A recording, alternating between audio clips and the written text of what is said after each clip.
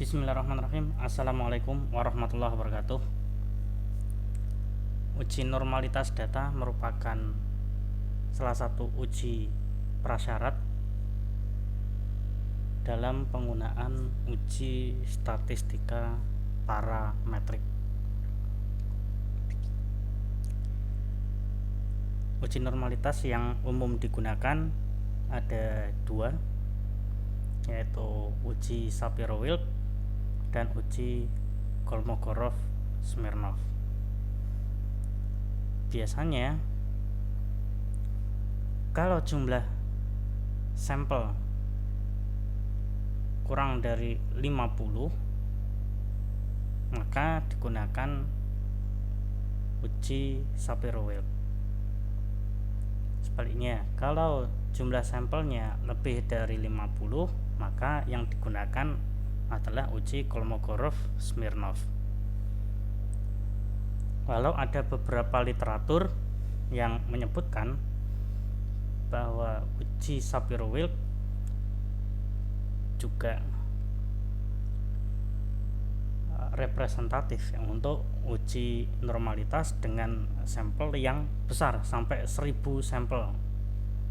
Itu bisa menggunakan uji Shapiro-Wilk.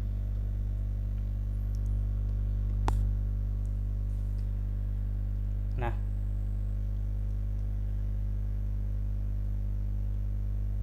ketika hasil uji normalitas mengatakan data berdistribusi normal, maka bisa saja kita melanjutkan ke uji statistik parametrik. Tetapi kalau hasil uji normalitas menyatakan data tidak berdistribusi normal, maka ada hal yang harus kita perhatikan terlebih dahulu sebelum kita menggunakan statistik parametrik. Di antaranya kita harus melakukan transformasi data sampai data yang baru yang ditransformasikan itu memiliki distribusi yang normal. Lalu bagaimana kalau setelah kita melakukan transformasi data dengan berbagai macam transformasi seperti yang sudah kita bahas sebelumnya ya, untuk cara melakukan transformasi ada beberapa, misalnya menggunakan logaritma, menggunakan akar pangkat, menggunakan perpangkatan. Itu bagaimana kalau ternyata hasil transformasinya masih juga tidak berdistribusi normal, distribusi datanya bukan distribusi normal. Nah, maka kita harus memikirkan uji alternatif. Yang kita gunakan uji non parametrik. Nah, uji non parametrik ini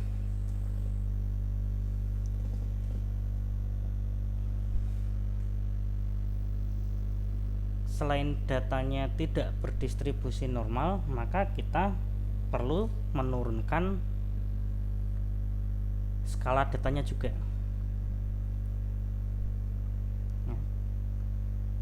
Kalau uji parametrik, skala data harus rasio atau interval. Nah, skala data rasio atau interval ini kalau diuji normalitas kemungkinannya dua, bisa berdistribusi normal, bisa tidak. Nah, kemudian uji statistik non parametrik. Ini skala datanya adalah ordinal atau nominal. Nah, sehingga kalau data tidak berdistribusi normal, maka kita bisa menggunakan uji non parametrik yang tidak mempersyaratkan uji normalitas. Kenapa? Karena non parametrik skala datanya adalah ordinal dan nominal. Kalau data berskala ordinal ataupun nominal ini kita uji normalitas, tidak akan ketemu hasil normalitas nanti tidak akan ketemu itu distribusi yang normal, tidak ya. Maka statistik non parametrik tidak memerlukan adanya syarat uji normalitas.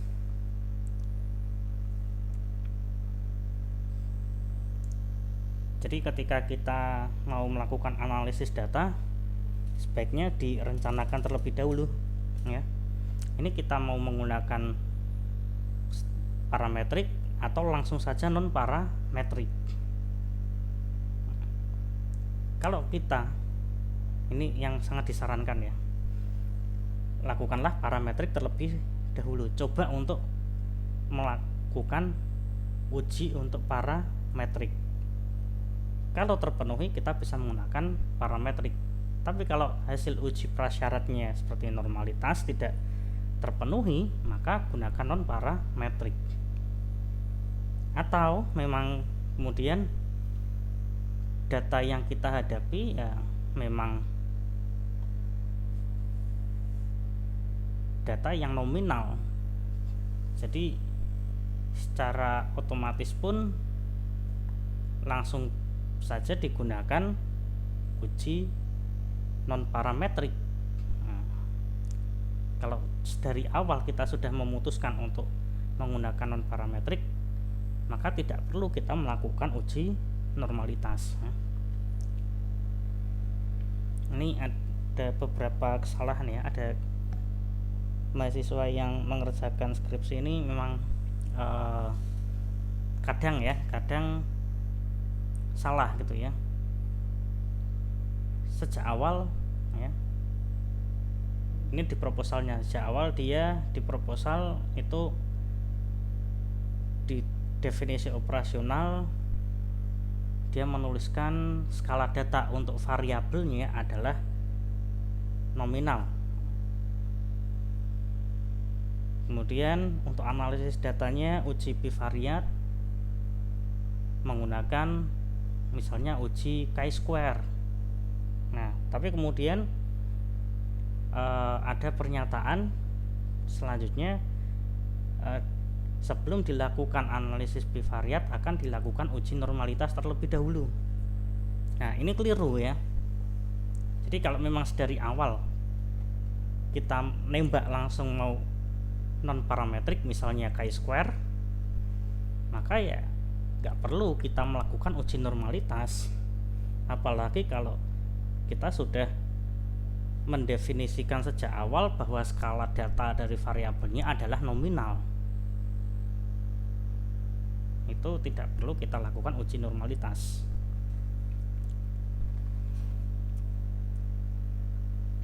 Nah, kali ini kita akan membahas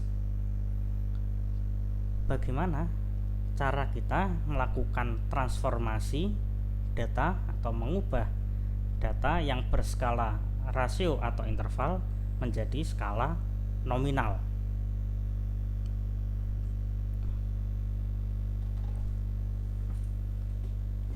Di sini ada 3 variabel ya, variabel X, Y, dan Z.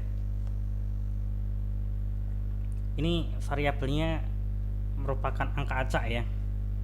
Saya buat secara acak.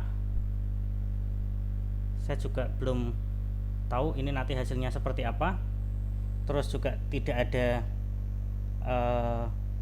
tendensi apapun atau kecenderungan ini nanti saya akan melakukan uji statistik ini dengan data ini, saya akan melakukan uji ini, enggak. Tapi 3 variabel ini pure murni dibuat secara acak dan tidak merepresentasikan suatu variabel apapun ya. Misal X itu variabel apa, Y itu variabel untuk apa, Z untuk apa, tidak ya. Pokoknya X, Y, Z gitu aja. Ini merupakan suatu angka yang acak ya. Nanti ini hanya untuk menunjukkan saja bagaimana cara melakukan ya transformasi datanya, bagaimana kita mengubah datanya dari skala rasio atau interval menjadi skala nominal.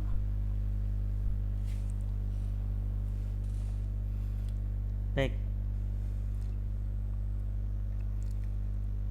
sebelum kita melakukan transformasi, tentu kita tahu dulu nih harusnya bagaimana deskripsinya dan bagaimana normalitas datanya. Kita cek dulu ya. Kita klik analyze, descriptive statistic, kemudian explore.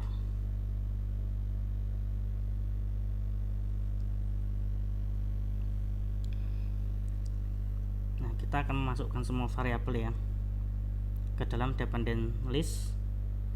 Kemudian untuk klik opsi statistiknya kita deskriptif, cukup deskriptif saja. Kemudian option ini tidak usah kita ubah ya, karena kalau ada missing value nya kita akan exclude. Kemudian untuk plotnya, karena kita perlu melakukan uji normalitas, maka kita perlu mencentang normality plot with test.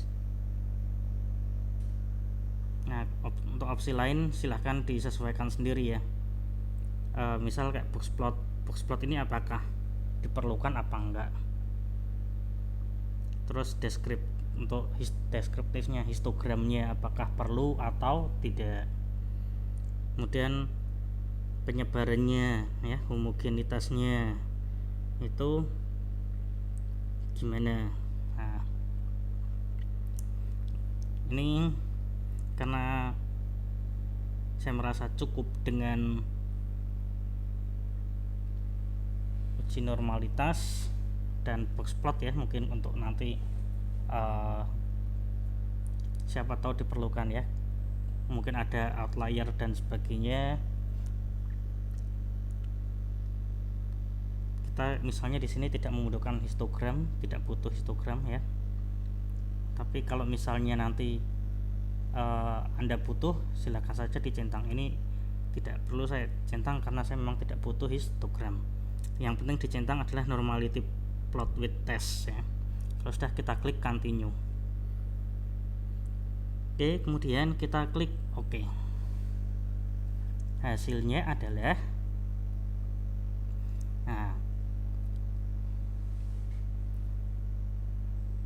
hasilnya examine. Ini adalah sintaknya, kemudian bawahnya tabel ya, summary-nya masing-masing variabel, totalnya ya, tiap variabel X 150, Y 150, Z 150 ya, total sampelnya 150 untuk tiap variabel ini ya, dan semuanya valid, nggak ada yang missing. Nah, kemudian untuk box plotnya, ternyata untuk variabel X dia ada outlier. Nah, kita bisa perhatikan di sini dia ada outlier, ada pencilan. Kemudian box plot berikutnya, variabel Y clear ya, dari box plot tidak ada pencilan, tidak ada outlier. Untuk variabel Z ada outlier ya.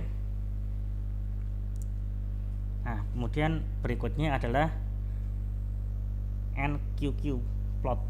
Jadi normal QQ plotnya ya, untuk masing-masing variabel.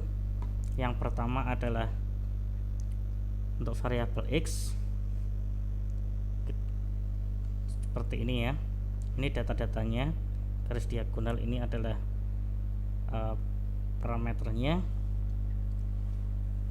sebagai pembanding ya. Kita bandingkan persebaran datanya ini dengan garis miringnya ini ya, bagaimana posisinya. Nah, di sini posisinya tampak ya bahwa jauh lebih banyak yang tidak berada di garis atau di dekat garis ya, jauh ya. Bentuknya pun juga tidak membentuk garis miring yang mendekati garis yang ditentukan ini ya. Jadi ini secara kasar ya, bisa kita simpulkan ya, secara kasar sebenarnya bukan disimpulkan tapi diduga ya, karena interpretasi melalui grafik ini subjektif ya.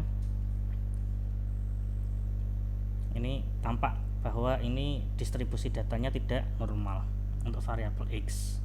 Nanti kita cek di bawah tabelnya. Ketika kita mau melakukan uji Kolmogorov-Smirnov, kita cek. Kemudian untuk variabel Y,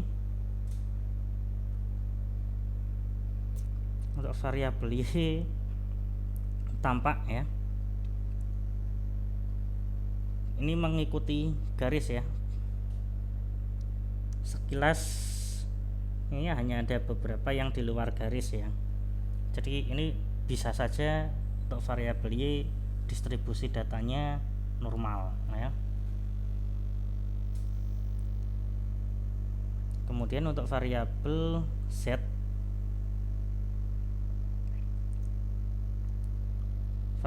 juga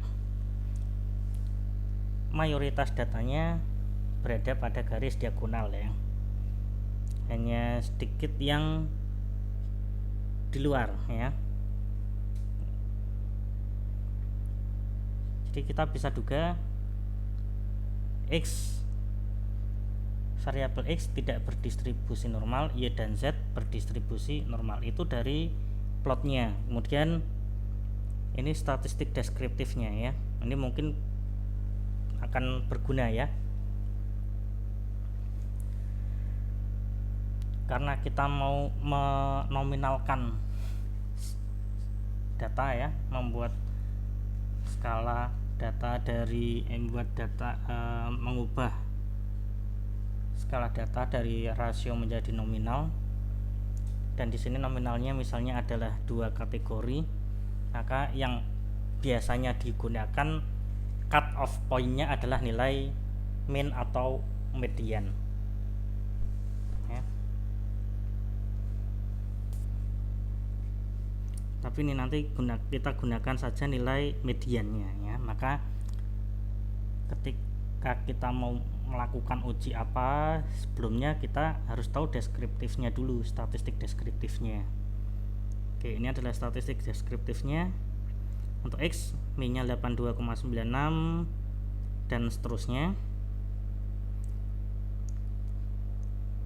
Ini masing-masing sudah ya. Kemudian seperti yang kita tahu tadi, bahwa ternyata jumlah sampelnya adalah 150. Nah, karena jumlah sampelnya itu 150, uji normalitas yang digunakan adalah uji Kolmogorov-Smirnov. Ya, boleh saja menggunakan uji Shapiro-Wilk ya. Nah, kita lihat hasil uji Shapiro-Wilk.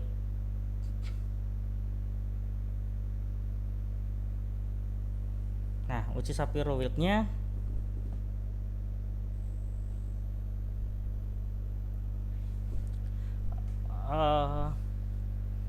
di sini yang tampil hanya variabel X saja. Ya, ini memang suatu bugs ya dari PSPP ya. Salah satu kelemahannya ya adalah PSPP ini tidak bisa melakukan uji Shapiro-Wilk secara simultan untuk beberapa variabel sekaligus ya, secara default ya. Misalnya kayak ini tadi, kita akan ingin menguji normalitas 3 variabel X, Y, Z, udah ya. Tapi ternyata di sini uji normalitasnya yang tampil hanya untuk variabel X saja, tidak ada yang lain. Nah, ini sebenarnya bisa disiasati ya. Kalau kita mau melakukan uji Shapiro-Wilk untuk beberapa variabel sekaligus, sebenarnya bisa ditampilkan ada suatu caranya ya. Itu insya Allah akan kita bahas di pertemuan berikutnya. Nah, karena ini tadi sampelnya adalah 150, kita gunakan saja uji Kolmogorov-Smirnov. Oke, untuk melakukan uji Kolmogorov-Smirnov, kita klik Analyze Non-Parametric Statistic One Sample KS. KS ini Kolmogorov-Smirnov. Oke, kita masukkan variabel yang akan dites, kemudian distribusi yang kita tes adalah distribusi normal. Kita maksudnya adalah membandingkan variabel X, Y, Z ini dengan distribusi normal. Kalau sudah, kita klik OK. Kita ke hasilnya lagi ya. Nah, di bawah ya. Di sini kelihatan Kolmogorov-Smirnov. Hasilnya adalah p-value untuk X 0,000 di sini, berarti ini nanti kita tuliskan p kurang dari 0,001. Kemudian Y p-value nya adalah 0,926, Z 0,733. Nah, kesimpulannya X tidak berdistribusi normal, Y dan Z berdistribusi normal. Nah, di sini variabel yang akan kita ubah ke nominal adalah yang tidak berdistribusi normal dulu ya. X. Nah, X ini jelas tidak berdistribusi normal, maka kita tidak bisa melakukan uji parametrik dengan X ini tanpa kita transformasikan, entah dengan logaritma, pangkat, akar pangkat, dan seterusnya ya. Tapi ini kita nominalkan, kita jadikan nominal. Oke, caranya adalah sama ya, seperti bagaimana kita mengubah skala data rasio ke ordinal seperti pada pertemuan sebelumnya, yaitu kita klik transform recode into different ya. Sebenarnya boleh ada dua macam recode ya, into same variable dan different variable, tapi di sini kami sarankan into different saja agar data variabel asli tetap terjaga. Ketika nanti suatu saat kita butuhkan, data itu masih ada ya. Kita bikin variabel baru saja. Oke, X ya. Kita akan mengkategorikan X yang akan kita ubah. Kita klik X, kemudian output variabelnya namanya adalah X nominal saja. Nah,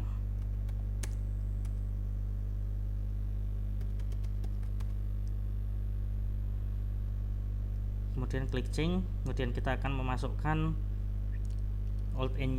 value nya ya.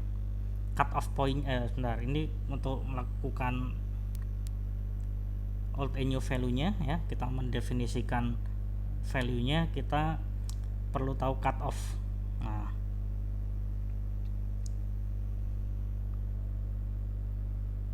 cut off point nya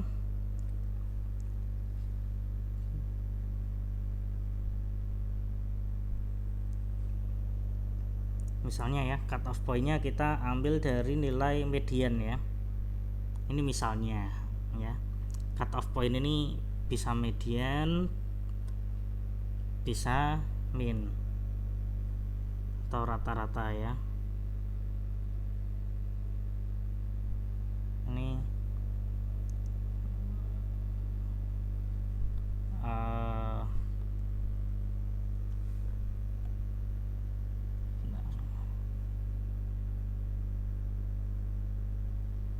hasilnya mana tadi?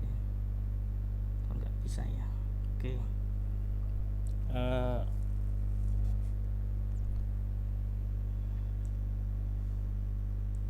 Kita cancel dulu saja. Untuk cut off point kita butuh nilai mediannya dari X ini tadi 98,08 ya, 98,08. jadi nanti X ini akan kita kategorikan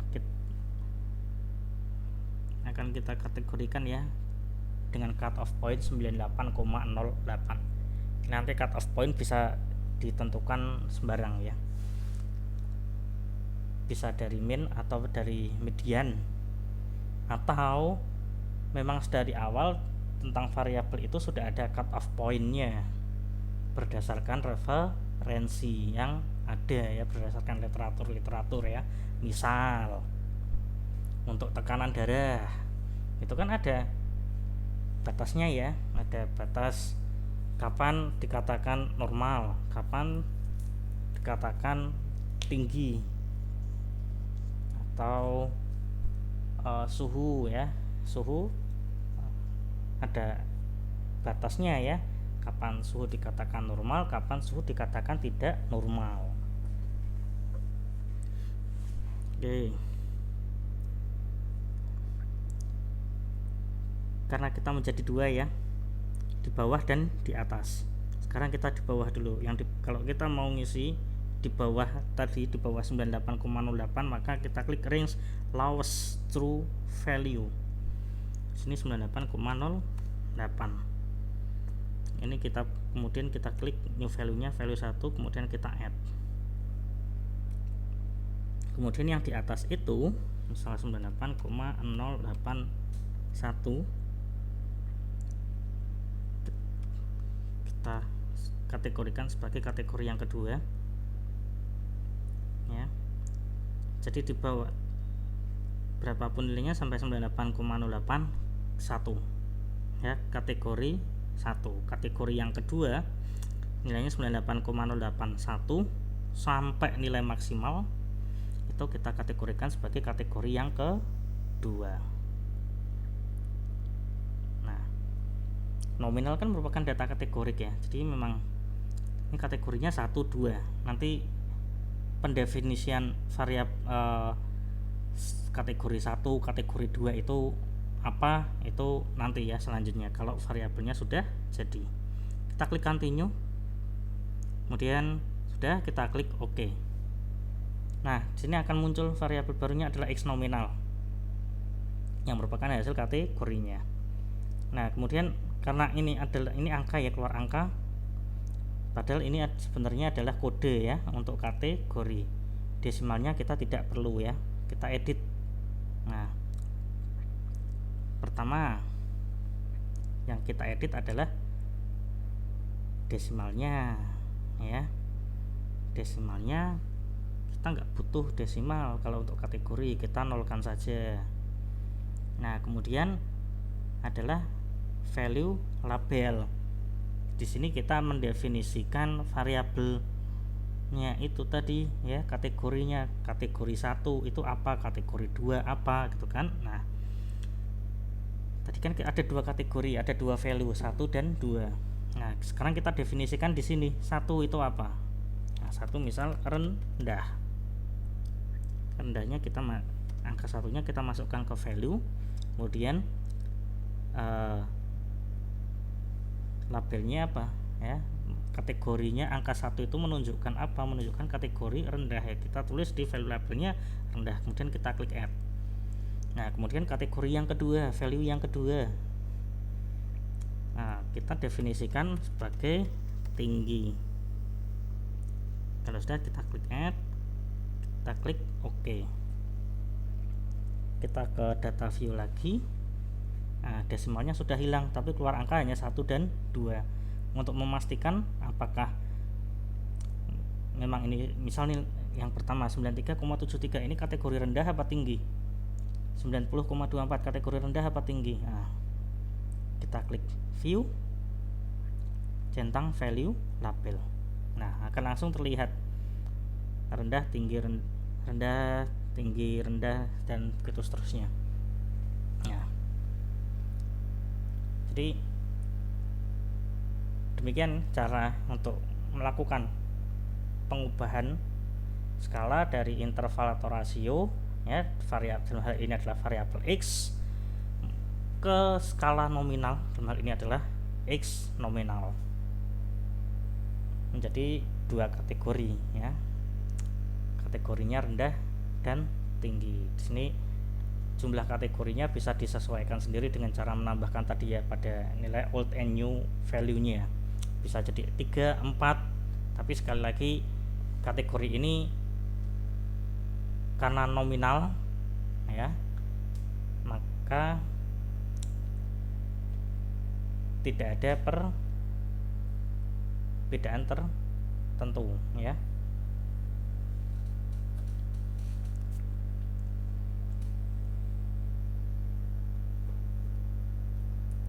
Kalau kita ingin mengkategorikan lebih dari 2, kita harus berhati-hati, ya, apakah itu nanti masuknya ke nominal atau ke ordinal, ya. Bedanya adalah kalau ordinal ada tingkatannya, kalau nominal kita anggap sama.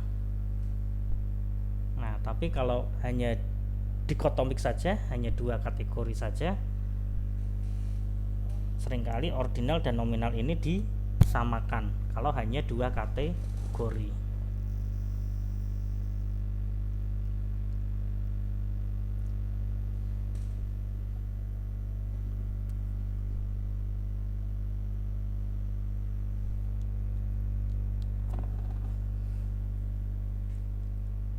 Atau misal ini biar tidak rancu, ini kita bisa ubah labelnya, ya, bukan rendah dan tinggi, tapi mungkin adalah satu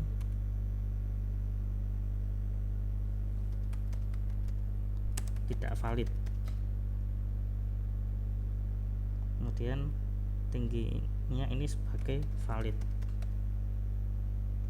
Nah, misalnya, ya, biar sesuai dengan secara konsep, ya, bahwa nominal itu kategori yang dia setara.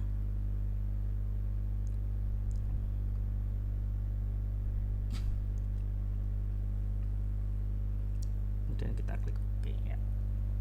Caranya sama, ya, ini mengkategorikan menjadi ordinal atau nominal sebenarnya caranya sama, ya. Hanya saja bedanya adalah kalau ordinal ada tingkatan, kalau nominal tidak ada tingkatannya, semua dianggap sama. Atau kalau kategorinya hanya 2, walaupun ada tingkatannya, seringkali itu bisa dianggap juga sebagai suatu nominal. Baik, demikian cara untuk mengubah skala data dari rasio interval ke ordinal nominal. Mohon maaf apabila terdapat kekurangan. Semoga bermanfaat. Terima kasih. Wassalamualaikum warahmatullahi wabarakatuh.